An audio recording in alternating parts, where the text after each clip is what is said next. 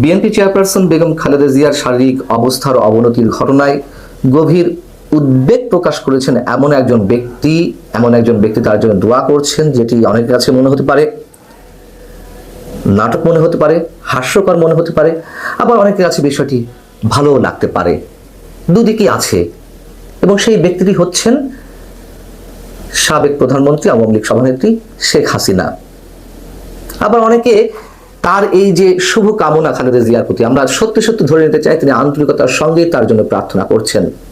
যদি তাই হয়ে থাকে, অনেকে আবার এমনটিও বোঝার চেষ্টা করতে পারেন যে সত্যি সত্যি বাংলাদেশের আগামী রাজনীতি সুস্থ ধারার দিকে যাচ্ছে কিনা।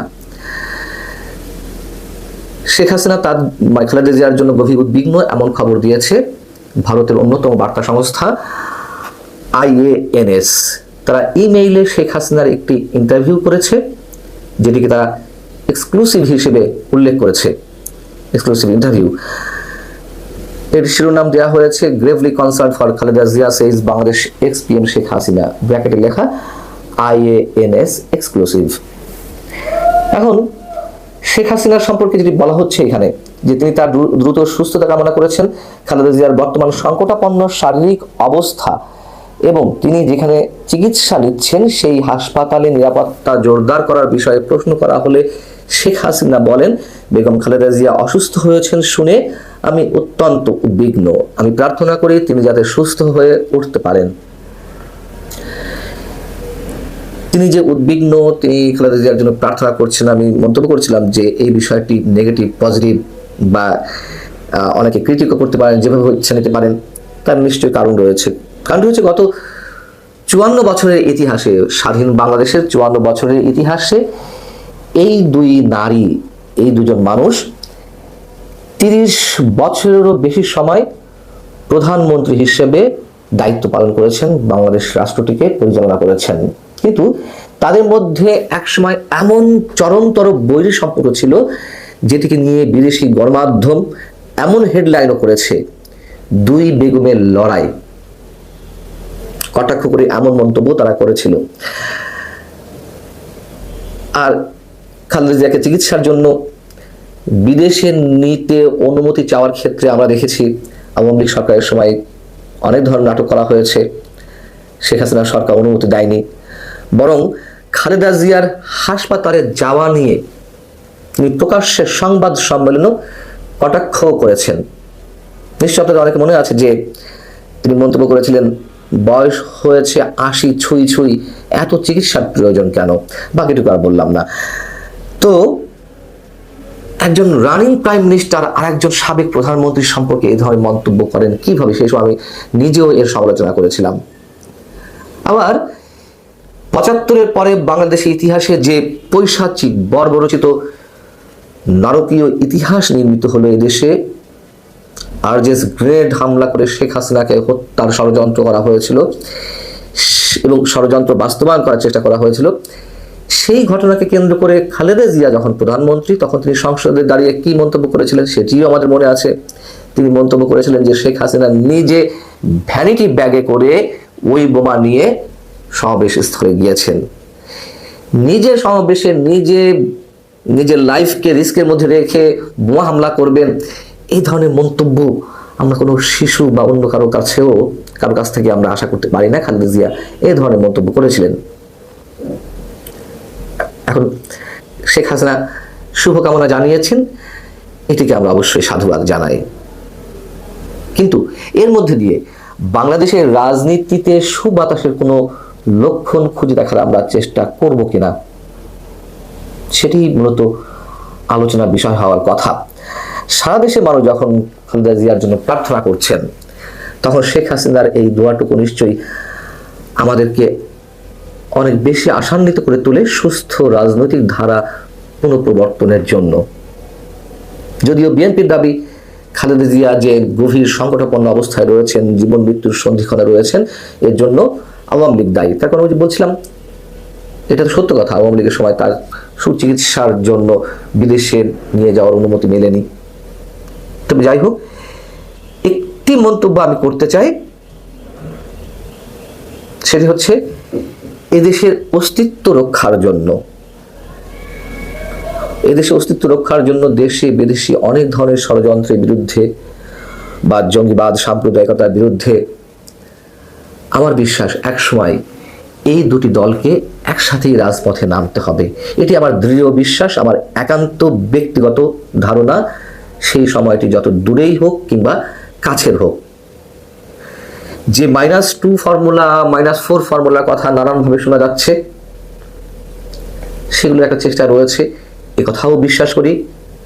তো যতই -2 ফর্মুলা ব্যক্তিকেন্দ্রিক বা -4 ফর্মুলা অথবা দুটো দলকেই একেবারে ভ্যানিশ করে দেওয়ার চেষ্টা, ষড়যন্ত্র, অপচেষ্টা যতই চলুক না কেন, আমি আর একটা জিনিস বিশ্বাস করি, সেটি হচ্ছে অন্তত আগামী 50 বছরের মধ্যে এই দুটি দলকে একেবারে শেষ করে দেওয়া, নিশ্চিহ্ন করা কোনোভাবেই সম্ভব নয়।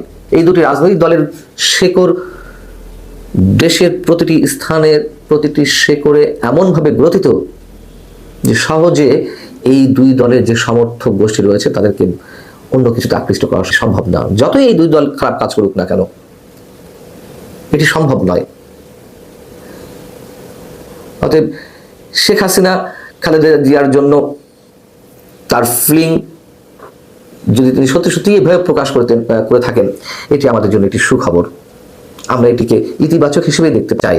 অন্য আরো অনেকে যেভাবেই দেখতে চান না কেন, দেখার চেষ্টা করুন না কেন, আমরা এটিকে অবশ্যই পজিটিভ আকারে দেখতে চাই। দিল্লি শেষ ভরসা, শেষ ভরসা সর্বক্ষেত্রে, রাজনীতি, ব্যবসা বাণিজ্য, অর্থনীতি, উন্নয়ন সর্বক্ষেত্রে। কিন্তু বাংলাদেশের এক শ্রেণীর মানুষ এটি মানেন না, মুখে মানেন না, কিন্তু বাস্তবে সেটি বাস্তবায়নও করতে পারেন না। সাম্প্রতিক সময় কয়েকদিন আগের ঘটনা যদিও বা, যে বাংলাদেশে একটি পণ্য, আমি এগুলো নিয়ে অসংখ্যবার কথা বলেছি, কথা বলে থাকি, প্রায়শই কথা বলে থাকি। এগুলো নিয়ে কথা বলবার কারণে কখনো কখনো কারো কাছ থেকে রয়ের এজেন্ট খেতাবও পেয়েছি, কিন্তু তারপরেও যাহা সত্য তাহা বলিব, যে সর্বক্ষেত্রে ভারত নির্ভরশীলতা আমাদের থাকতেই হবে, উপায় নেই। যেটি বলছিলাম যে সাম্প্রতিক সময় পেঁয়াজের দাম, ভরা মৌসুম বলা যায়, এখন নতুন পেঁয়াজ উঠছে, কিন্তু তারপরে পেঁয়াজের দাম আমাদের পার্শ্ববর্তী ভারতের থেকে 4 গুণ। আমাদের এখানে পেঁয়াজের দাম প্রায় 160 টাকা উঠে গিয়েছিল। এই 160 টাকা যখন উঠে গেল, তখন সরকার গত রোববার ভারত থেকে পেঁয়াজ আমদানির অনুমতি দিয়েছে। মাঝখানে গত আগস্টের পরে একটু বন্ধ ছিল, অনুমতি দিয়েছে। এই অনুমতি দেবার ফলে পেঁয়াজের দাম আবার কেজিতে 30-40 টাকা কমে গেছে, এবং এটি পেঁয়াজগুলো যখন ঢুকবে তখন 100 টাকার নিচে নেমে আসবে। প্রাথমিকভাবে মাত্র 1,500 টনের পেঁয়াজের আমদানির অনুমতি দিয়েছে। বাংলাদেশের একটা সরকারি দপ্তর, বাংলাদেশ বাণিজ্য ও শুল্ক কমিশন BTTC, পেঁয়াজের আমদানির ক্ষেত্রে ভারতের উপর নির্ভরশীলতা কমানোর তাগিদ দিয়েছিল। তখনই বিকল্প 5টা দেশের নাম উঠে এসেছিল। সেগুলো হলো যে পাকিস্তান, চীন, মিয়ানমার, তুরস্ক এবং মিশর। মিয়ানমার থেকে, পাকিস্তান থেকে, মিশর থেকে মাঝে মাঝে খুব সামান্য কিছু পেঁয়াজ আসার কথা শোনা যায়, কিন্তু সেগুলো আসলে বাংলাদেশের বাজারে হয় না, বাংলাদেশের বাজার চলনসই নয়, এবং আমদানিটাও খুব সামান্য হয়। আমাদের বাৎসরিক পেঁয়াজের চাহিদা প্রায় 25 থেকে 30 লক্ষ মেট্রিক টন, উৎপাদন কিন্তু আরো বেশি হয়, কিন্তু তার মধ্যে কিছু বীজের জন্য রাখতে হয়, কিছু নষ্ট হয়, যার দরুন প্রায় 6 থেকে 7 লক্ষ মেট্রিক টন পেঁয়াজের ঘাটতি থাকে। এই ঘাটতিটার বেশিরভাগই আমদানি করতে হয়, এবং প্রধান আমদানি গন্তব্য আসলে ভারত থেকে যখনই পেঁয়াজের আমদানি হয় না, তখনই আমাদের দেশে পেঁয়াজের দাম বেড়ে যায়। এবার মাত্র বিশাল চাহিদার বিপরীতে 1,500 টন প্রাথমিকভাবে, এই 1,500 টনের খবর এই বাংলাদেশের বাজারে পেঁয়াজের দাম কমতে শুরু করেছে। এই কথাগুলো এই জন্যই বলছি যে এই সাম্প্রতিক সময়ে দিল্লি না ঢাকা, ঢাকা না দিল্লি, খুব জোরালো একটা স্লোগান আছে, দিল্লি না ঢাকা। কেন যেভাবেই বলুন না কেন, যত নেতিবাচক ভাবেই বলুন না কেন, আপনি দিল্লি ছাড়া কিংবা ভারত ছাড়া আপনি বাংলাদেশ যদি চলতে চান, আপনি চলতে পারবেন না। এটা হচ্ছে দিনের আলোর মতো সত্য। অন্ধকারের কথা তো বলা যায় না, অন্ধকারের পেছনে কি আছে। দিনের আলোটা আপনি, আপনার যতদূর দৃষ্টি যায়, আপনি দেখতে পারেন। এই দেখতে পারার মতো সত্য যে ভারত ছাড়া আপনি প্রতিটা ক্ষেত্রে অচল। এটি আরেকবার প্রমাণিত হলো। কেন? আপনি সাম্প্রতিক সময় আপনার পাকিস্তানের সঙ্গে তো রমরমা সম্পর্ক, চীনের সঙ্গে তো রমরমা সম্পর্ক। কই চীন বা পাকিস্তান থেকে পেঁয়াজ আমদানি করতে পারলেন না বা করলেন না কেন? মিয়ানমার থেকে করলেন না, তুরস্ক থেকে করলেন না, মিশর থেকে করলেন না, ভারত থেকেই কেন? এটাই বাস্তবতা। ভারতই শেষ কথা, দিল্লিই শেষ কথা, এই সত্যটা মানতে হবে। ভারত দিল্লির বিরোধিতা করে আপনার জীবন জীবিকা, খাবার, খাদ্য, অর্থনীতি, ব্যবসা বাণিজ্য কোনো কিছুই স্বাভাবিকভাবে চলবে না, এটা মানতে হবে। এমনকি রাজনীতি পর্যন্ত। আপনি ভারত বিরোধিতা করে নির্বাচন করবেন, নির্বাচন করে ক্ষমতায় যাবেন, এটি মনে হয় অসম্ভব।